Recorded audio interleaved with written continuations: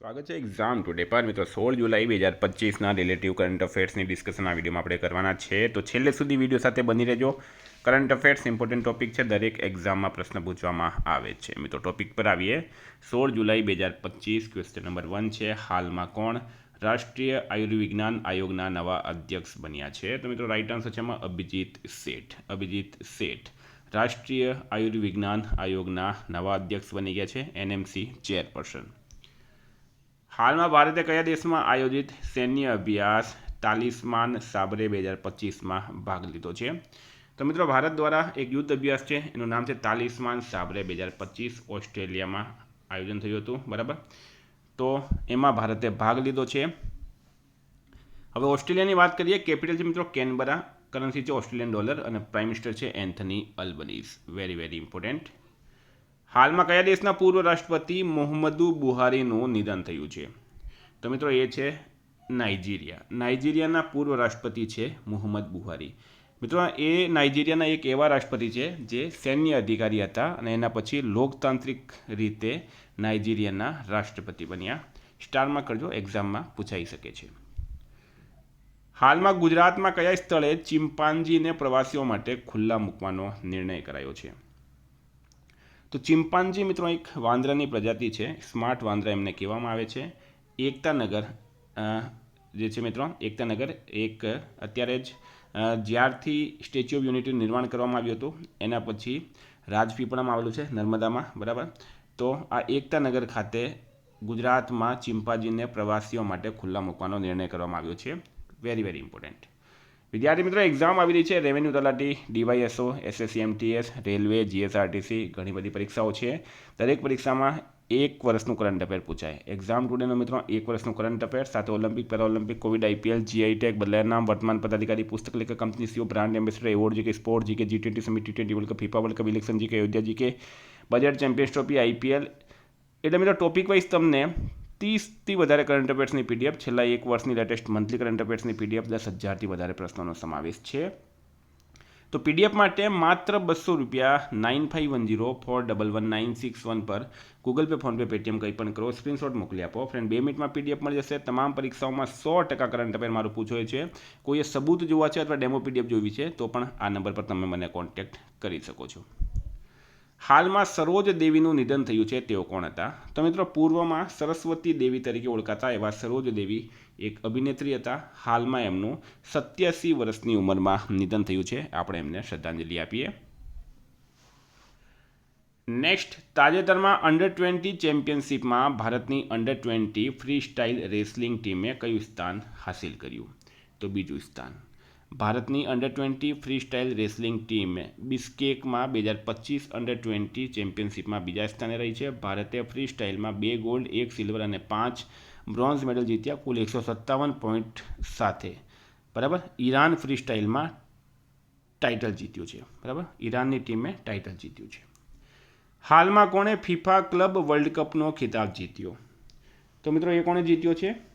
Chelsea એફસીએ અમેરિકાના new જર્સીના મેટલાઇફ stadium ખાતે રમાયેલી ફાઇનલમાં પેરિસ સેન્ટ જર્મન કોને હરાવ્યું છે? પેરિસ સેન્ટ જર્મનને 3-0થી હરાવીને ફિફા ક્લબ વર્લ્ડ કપ 2025નો ખિતાબ જીત્યો છે. હાલમાં energy and clean air research સેન્ટરના તાજેતરમાં પ્રકાશિત થયેલ અહેવાલ મુજબ દેશનું સૌથી પ્રદૂષિત શહેર કયું બન્યું? તો બર્નીહાટ. આ પ્રશ્ન એક્ઝામમાં પહેલાં પણ પૂછાઈ ગયું હતું, કારણ કે ત્યારે પણ બર્નીહાટ જ બન્યું હતું. તાજેતરમાં centre for energy and clean air research એ વર્ષ 2025ના પહેલા ભાગમાં દેશભરમાં હવાની ગુણવત્તા વિશ્લેષણ પર એક અહેવાલ રજૂ કર્યો છે.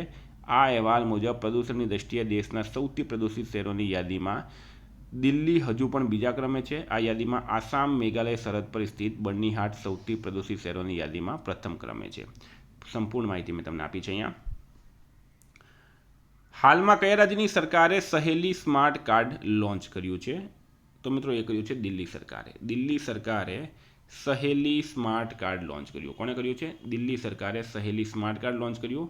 ડિટેલમાં માહિતી આપું મિત્રો. દિલ્હીમાં સહેલી સ્માર્ટ કાર્ડ, દિલ્હી સરકારે સહેલી સ્માર્ટ કાર્ડ લોન્ચ કર્યું છે, જેના દ્વારા 12 વર્ષ અને તેથી વધુ ઉંમરની મહિલાઓ અને ટ્રાન્સજેન્ડરો ડીટીસી અને ક્લસ્ટર બસોમાં મફત મુસાફરી કરી શકશે. નેક્સ્ટ હાલમાં ટેસ્લા ભારતમાં ક્યાં પોતાનો પહેલો ભારતીય અનુભવ કેન્દ્ર ખોલશે? તો ટેસ્લા દ્વારા મિત્રો મુંબઈ ખાતે, મુંબઈના બાંદ્રા કુર્લા કોમ્પ્લેક્સમાં ભારતનો પ્રથમ ભારતીય અનુભવ કેન્દ્ર ખોલવામાં આવશે. તાજેતરમાં કેન્દ્રીય મંત્રી સર્બાનંદ સોનોવાલે ક્યાં બીમસ્ટેક પોર્ટ કોન્ફરન્સનું ઉદ્ઘાટન કર્યું છે? તો મિત્રો વિશાખાપટ્ટનમ ખાતે. BIMSTEC bay of Bengal initiative multi sectoral technical બરાબર કોર્પોરેશન એનું પૂરું નામ છે. બીમસ્ટેક પોર્ટ કોન્ફરન્સનું ઉદ્ઘાટન વિશાખાપટ્ટનમ ખાતે કરવામાં આવ્યું છે. કેન્દ્રીય પોર્ટ મંત્રી છે મિત્રો સર્બાનંદ સોનોવાલ દ્વારા. તાજેતરમાં કયા રાજ્ય સરકારે 75 નાની નદીઓને પુનર્જીવિત કરવા માટે ઝુંબેશ શરૂ કરી? તો મિત્રો યુપી સરકારે. ઉત્તર પ્રદેશ સરકારે 75 નાની નદીઓ અને ઉપનદીઓને પુનર્જીવિત કરવા માટે એક અભિયાન શરૂ કર્યું છે. આ પહેલ ટેકનોલોજી આધારિત છે અને તમામ વિભાગોમાં સંકલિત છે. આમાં IIT Kanpur, IIT BHU, IIT Roorkee, Lucknow જેવી મોટી સંસ્થાઓનો સમાવેશ થાય છે. યુપીના સીએમ કોણ છે મિત્રો? યોગી આદિત્યનાથ. રાજ્યપાલ છે આનંદીબેન પટેલ. સ્વચ્છતા સર્વેક્ષણ 2024માં તાજેતરમાં કયું શહેર દેશનું સૌથી સ્વચ્છ શહેર બન્યું છે? તો મિત્રો એ બની ગયો છે કયો દેશ? અમદાવાદ. કયું શહેર? અમદાવાદ. ગુજરાતનું અમદાવાદ શહેર. સ્વચ્છતા સર્વે 2024માં ગુજરાતનું અમદાવાદ સ્વચ્છતામાં પ્રથમ સ્થાન મેળવ્યું છે. ગયા વર્ષે 5મા સ્થાને હતું. મધ્યપ્રદેશની રાજધાની ભોપાલે બીજું સ્થાન મેળવ્યું છે. લખનઉ જે ગયા વર્ષે સ્વચ્છતા સર્વેમાં 44મા સ્થાન હતું તેણે જબરદસ્ત છલાંગ લગાવીને 3જા સ્થાને પહોંચી ગયું. તો 3-3ની માહિતી મેં તમને આપી. હાલમાં પ્રોફેસર અસીમ કુમાર ઘોષ કયા રાજ્યના નવા રાજ્યપાલ બન્યા છે? તો હરિયાણા. મિત્રો 3 રાજ્યના નવા રાજ્યપાલ બન્યા છે અને આ 3 રાજ્ય કયા કયા છે? તો રાષ્ટ્રપતિ દ્રૌપદી મુર્મુએ 14 જુલાઈ 2025ના રોજ તેલુગુ દસમના પુષ્પતિ અશોક ગજપતિ રાજુને ગોવાના રાજ્યપાલ, ભાજપના પ્રોફેસર આશીષ કુમાર ઘોષને હરિયાણાના રાજ્યપાલ અને કવિંદર ગુપ્તાને લદ્દાખના લેફ્ટિનન્ટ ગવર્નર તરીકે નિમણૂક કર્યા છે. મિત્રો ફોટો તમે બધાના જોઈ શકો છો. તાજેતરમાં ભારતે કયા દેશની કંપની માદેન સાથે 5 વર્ષનો ડીએપી ખાતર કરાર પર હસ્તાક્ષર કર્યા? તો સાઉદી અરબ રાઈટ આન્સર છે. બરાબર. હાલમાં જેપી નડ્ડા મિત્રો જે છે એ સાઉદી અરબ ગયા હતા. ત્યાંની એક કંપની છે માદેન અને આ માદેન કંપની સાથે 5 વર્ષનો ડીએપી ખાતર કરાર કરવામાં આવ્યું છે. તાજેતરમાં ન્યૂ કેલેડોનિયા કયા પ્રજાસત્તાક હેઠળ એક નવું રાજ્ય બનશે? તો પ્રશ્ન છે મિત્રો ન્યૂ કેલેડોનિયા કયા પ્રજાસત્તાક હેઠળ એક નવું રાજ્ય બનશે? રાઈટ આન્સર છે મિત્રો ફ્રાન્સ. ફ્રાન્સ રાઈટ આન્સર છે. ફ્રાન્સનું કેપિટલ છે પેરિસ, કરન્સી છે યુરો અને પ્રેસિડેન્ટ છે મિત્રો એમ્યુનલ મેક્રોન. હાલમાં જૂન 2025 માટે ICC player of the month. June 2025 માટે ICC player of the month તરીકે કોની પસંદગી થઈ છે? રાઈટ આન્સર છે મિત્રો એડેન માર્કરમ અને હેલી મેથ્યુસ. બરાબર. હવે આ એડેન માર્કરમ સાઉથ આફ્રિકાના ખેલાડી છે, મેલ ક્રિકેટર છે અને હેલી મેથ્યુસ ફિમેલ ક્રિકેટર છે વેસ્ટ ઇન્ડિઝની. મિત્રો આગળની વાત કરીએ આપણે તો મોહમ્મદ વસીમ યુએઈના અને ક્લો ટ્રાયોન દક્ષિણ આફ્રિકા એમને મે મહિના માટે આઈસીસી પ્લેયર ઓફ ધ મંથનો એવોર્ડ મળ્યો હતો. આ બંને કારણ કે આ પ્રશ્ન પૂછાયો છે આગળ. બરાબર. અને કેથરીન બાયસ સ્કોટલેન્ડ અને મહેંદી હસન મિરાજ બાંગ્લાદેશ એમને એપ્રિલ માટે મળ્યો હતો. તો મિત્રો આ કરંટના પ્રશ્નો વાત કરીએ આપણે રિવિઝનની. આ તમે ફોટો જોઈ શકો પહેલાં એનો. બરાબર. આ બંનેનો જૂન 2025 માટે. હવે આપણે રિવિઝનની વાત કરીએ. 15 જુલાઈ 2025 આપણે આવી ગયા છે રિવિઝન પર. હાલમાં કોણ ક્રૂઝ ભારત મિશનનું નેતૃત્વ કરવાવાળો પ્રથમ રાજ્ય બન્યો? ગુજરાત. ક્યાં વર્લ્ડ એક્સપો 2025માં ભારતના ચેના બ્રિજ અને અંજી બ્રિજ પ્રદર્શિત કરવામાં આવ્યા? જાપાન. મ્યુનિસિપલ બોન્ડ જારી કરનાર દેશની 17મી અને ગુજરાતની 5મી મહાનગરપાલિકા બની છે ગાંધીનગર. તાજેતરમાં કયા દેશમાં ભારતીય દૂતાવાસે સંગમ જંકશન સંગીત કાર્યક્રમનું આયોજન કર્યું? નેપાળમાં. કયા દેશે પ્રથમ ઇલેક્ટ્રિક ટ્રક પ્રોત્સાહન યોજના શરૂ કરી? ભારતે કરી છે. હાલમાં રાષ્ટ્રપતિ દ્રૌપદી મુર્મુએ કેટલી પ્રમુખ હસ્તીઓને રાજ્યસભા માટે નોમિનેટ કર્યા છે? 4. વિમ્બલ્ડન 2025 પુરુષ એકલનો ખિતાબ જેનિક સિનરે જીત્યો. લોર્ડ્સમાં એમસીસી ક્લબમાં મ્યુઝિયમમાં કયા ભારતીય ખેલાડીના પોર્ટ્રેટનું અનાવરણ કરાયું? સચિન તેંડુલકર.